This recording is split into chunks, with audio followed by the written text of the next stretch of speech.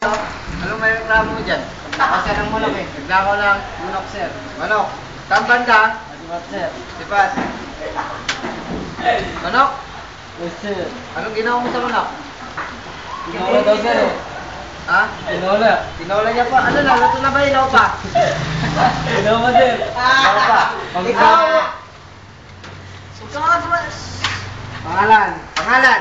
Jerome. Jerome Haba. Bensar bro. Hindi, Carding. Sukit. Ikaw, kinukulong. 5 taon. Bartoli.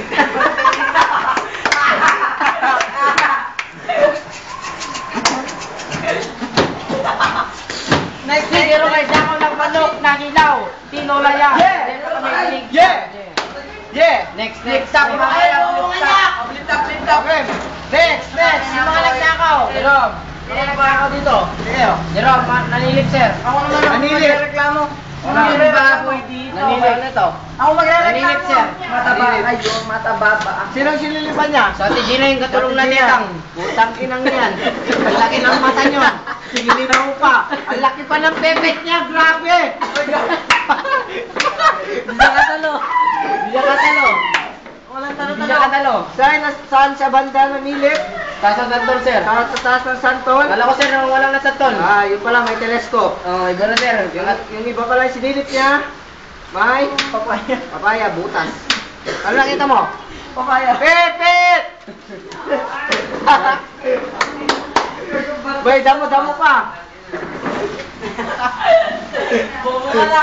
Yeah! Ako naman dyan. Ako naman dyan. Ako naman to dyan. Ikaw magreklamo. Magreklamo. Kaya! Drama, sige, tuloy mo lang. Ako naman mag-ano. Ako magreklamo.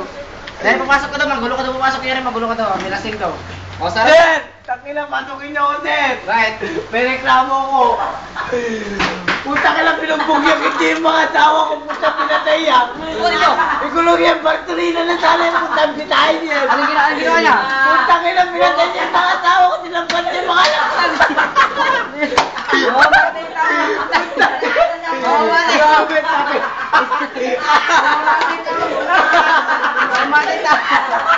Bartolina! Bartolina yun po yan. Puta ka lang.